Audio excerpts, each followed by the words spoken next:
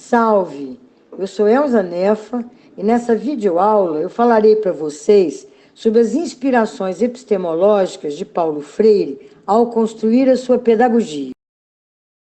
Atualmente, muitas perguntas perturbam as mentes das pessoas que, embora conectadas nas redes sociais, estão cada vez mais sentindo solidão, insegurança, pânico, sem entenderem as rápidas transformações que ocorrem no mundo, onde tudo que é sólido desmancha no ar. As relações interpessoais, os vínculos de trabalho, os compromissos éticos. Então nos perguntamos, estamos ficando mais sábios com a socialização de tantas informações?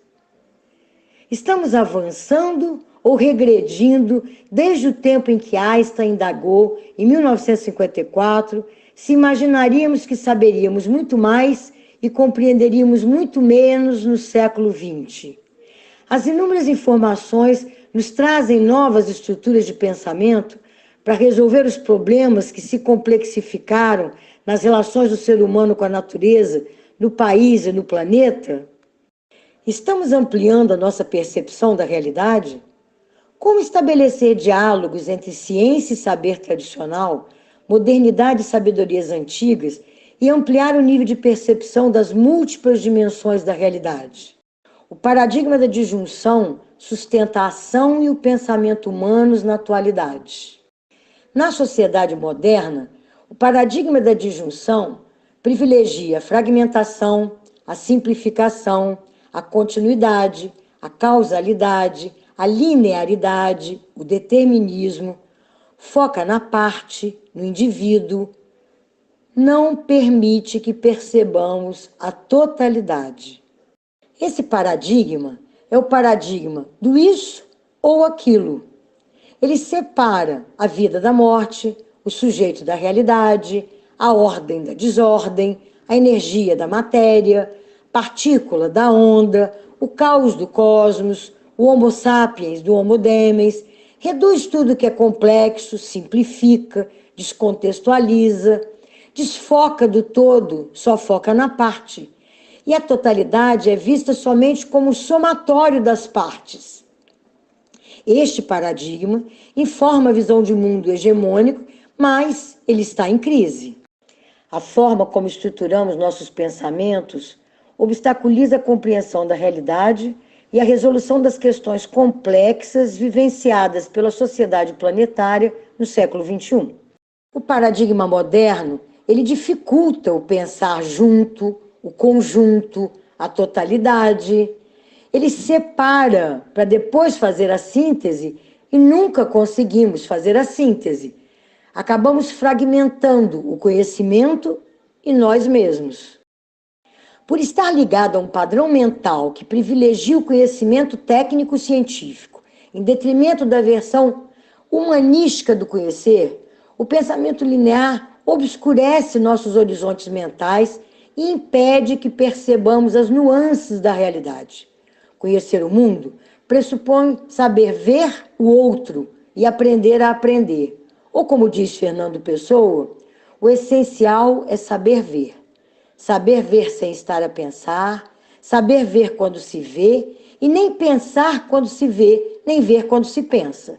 Mas isso, tristes de nós que trazemos a alma vestida, isso exige um estudo profundo, uma aprendizagem de desaprender. Como estimular, então, os educadores a perceberem os diferentes níveis de realidade, questionando a fragmentação do conhecimento em especializações, cuja proposta direciona o olhar para uma única e limitada direção? Como mudar o modelo mecanicista de produção, consumo e poluição que ameaça a vida no planeta e forjar relações mais justas e solidárias? Os seres estão em contínua transformação e essa mudança permanente insere-se no movimento do mundo em seu devir ou vir a ser. Devenir. O problema é compreender o que é compreender. Mas o que é o devir? O devir é a passagem contínua de uma coisa a outro estado e obedece a leis determinadas pela physis, ou princípio eterno e imutável que está na origem da natureza e de suas transformações. O vir a ser pode ser representado pelo processo humano de entregar-se ao que traz paixão e compaixão no ato da produção do conhecimento e na prática social, ou seja, no seu trabalho cotidiano. Esse processo resulta da educação para ver e interpretar a realidade sob o ponto de vista da totalidade. Sob esse ponto de vista, não vemos só as partes, vemos as partes integradas ao todo, ou seja, contextualizamos, vemos o contexto em que as coisas estão inseridas. Na busca da superação do paradigma racionalista, surge a questão: como agir para superar a determinação causal que norteia a organização econômico-social e o ensino, que apesar da revolução quântica, permanece inalterado ou com poucas mudanças, integrando a cultura da integralidade. Essa cultura contribui para a regulação das tensões econômicas, culturais, emocionais, espirituais, ameaçadoras da vida no Brasil e na Terra, e estimula a educação que leve em conta as várias dimensões da realidade, as múltiplas referências do ser humano, o diálogo entre as diferentes áreas do saber e a construção de um caminho inovador na forma de ensinar e de aprender. Para superar o paradigma da disjunção, é necessário buscar inspiração em pintores, escritores, músicos, poetas. E com os versos de Fernando Pessoa, aprendemos a desaprender. Ele diz: procuro despir-me do que aprendi, procuro esquecer-me do modo de lembrar que me ensinaram, e raspar a tinta com que me pintaram os sentidos, desencaixotar as minhas emoções verdadeiras, desembrulhar-me e ser eu. Mas, como forjar uma nova atitude científica a partir da compreensão da realidade em suas múltiplas dimensões, vistas por diferentes referenciais dos sujeitos que as interpretam com base nas diversas áreas do saber e no rompimento de barreiras disciplinares? Com a formação transdisciplinar. A problematização das questões relacionadas ao ambiente social e ao trabalho educativo, a partir de temas geradores em um recorte transversal, demanda a instrumentalização de profissionais da educação na abordagem metodológica transdisciplinar.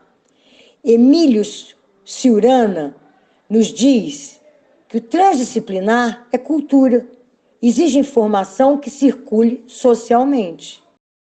E qual pedagogia educa para ver a totalidade e para a liberdade numa perspectiva transdisciplinar?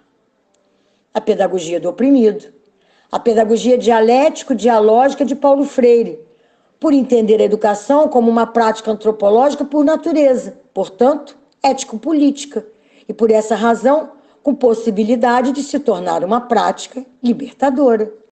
Para Paulo Freire, a libertação através da educação é um esforço coletivo. Nesse slide, vocês podem ver e ouvir um cordel sobre Paulo Freire.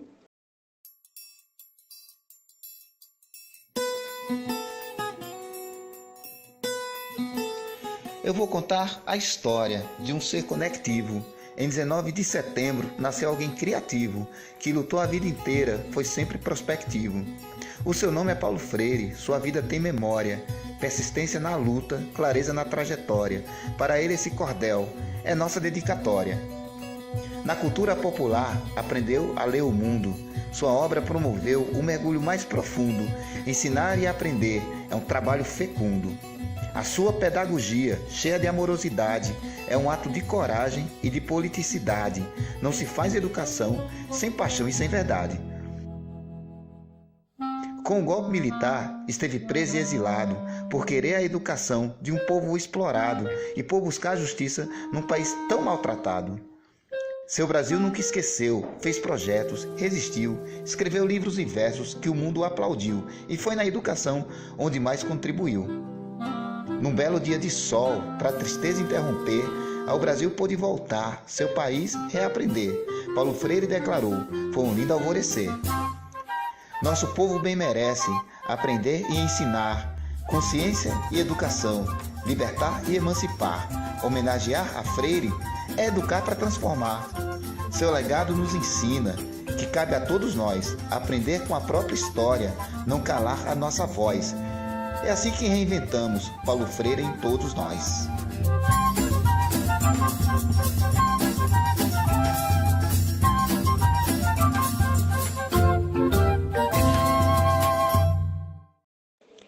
Com sua pedagogia, Paulo Freire demandou novas interpretações fundamentadas nas noções de complementaridade, interdependência e subjetividade, inerentes à linguagem simbólica que emerge no âmbito da mecânica quântica e das revoluções informática e biológica.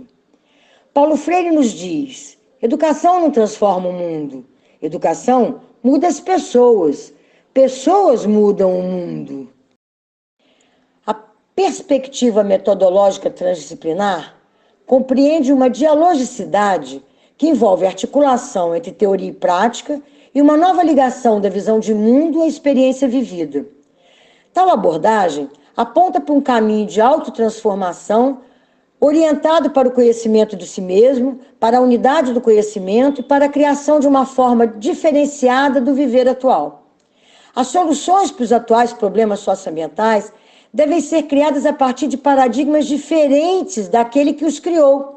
A sustentabilidade socioambiental exige estratégias cooperativas, mais do que práticas competitivas. Há uma relação entre conhecimento e ação. E porque a metodologia não pode ser discutida fora de um quadro de referência teórico, condicionado por pressupostos epistemológicos, Paulo Freire constrói sua pedagogia baseada no existencialismo humanista, na fenomenologia e na dialética. Desses fundamentos filosóficos, Freire absorve a noção de que o homem é um ser de relações, datado e situado historicamente, que ao mesmo tempo em que admira o mundo, é um ser transformador deste mundo, da natureza, da sua própria pessoa e da história. É um ser histórico. Ele faz a sua própria história. Paulo Freire sofre uma influência humanista cristã de Jacques Maritain, um filósofo católico francês, defensor do humanismo integral, com base na teoria da cooperação, e de Gabriel Marcel, um filósofo, dramaturgo e compositor francês ligado à tradição fenomenológica existencial. Nesse slide, nós podemos ouvir o próprio Paulo Freire nos contando sobre a sua relação com o humanismo cristão.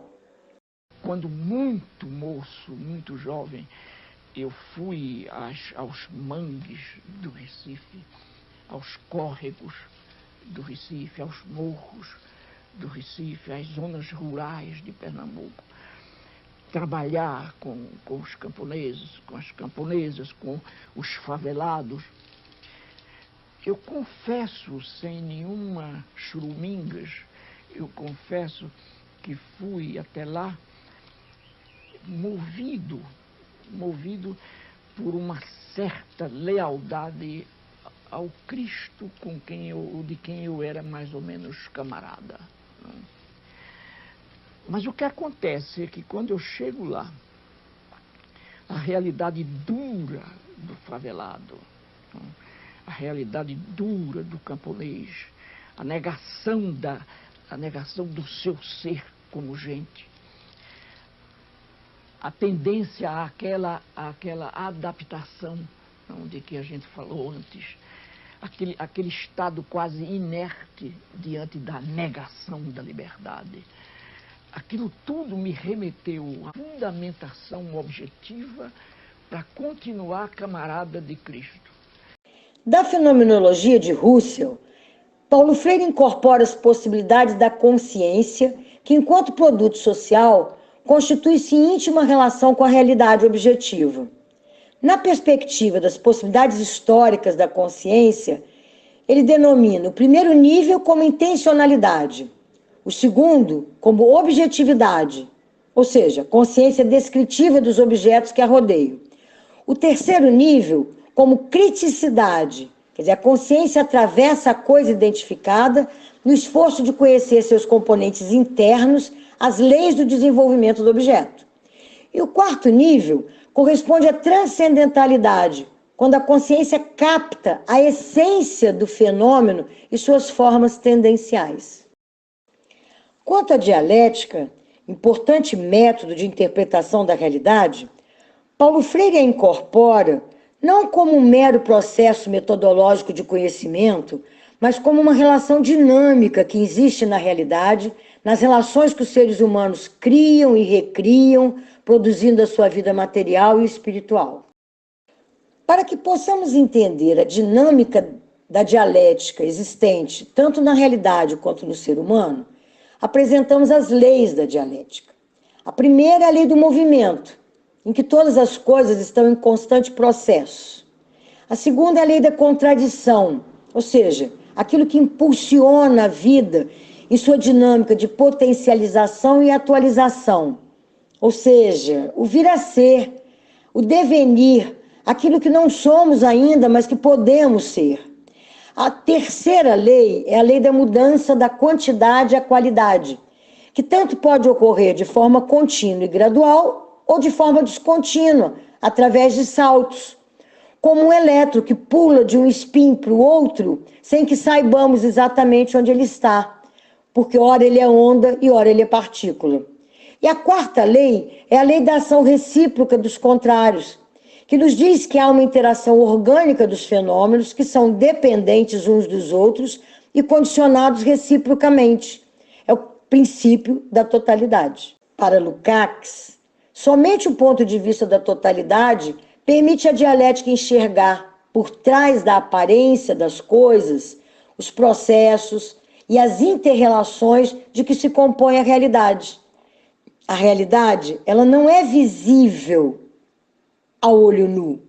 É preciso compreender as múltiplas determinações da realidade, sociais, econômicas, políticas, culturais, para que possamos entender a essência.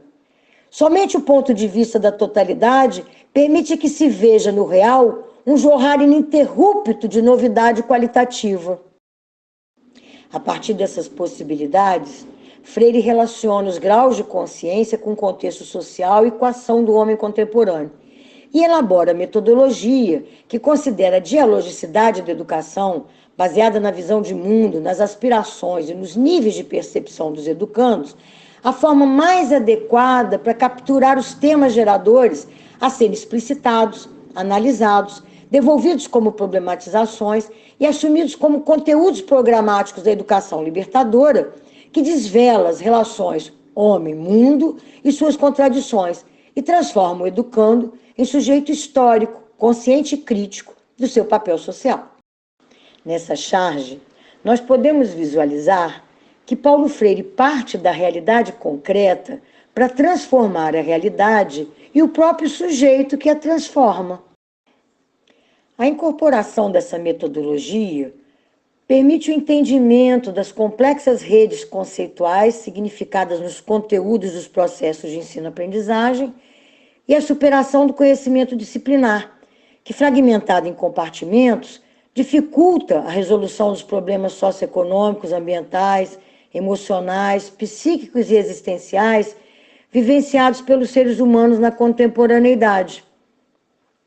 A visualização da complexidade dessa teia permite a superação da objetividade, da ordem simples de causa e efeito, da linearidade, da estabilidade, da redução e da simplificação, e contribui para o entendimento da unidade na diversidade, que representa a totalidade ou a essência manifestada na dinâmica aparente da realidade.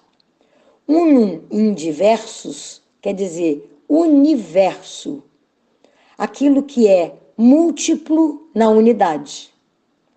Em outras palavras, perceber que tudo e todos estão interconectados e entender que os contrários se complementam como faces de uma mesma moeda nos permite superar o paradigma da disjunção e nos integrar ao todo. Essa formação é necessária para que possamos estabelecer uma nova praxis, absorvendo a herança histórica, as experiências individuais e coletivas e o olhar crítico sobre os saberes, os valores e os modos de praticá-los, com vistas a reorientar e a projetar os caminhos da ação. E então perguntamos: um outro mundo é possível? Como fazer para construir esse novo mundo? Segundo Edgar Morin, um filósofo francês contemporâneo, a espécie humana é a única espécie viva que sonha acordada.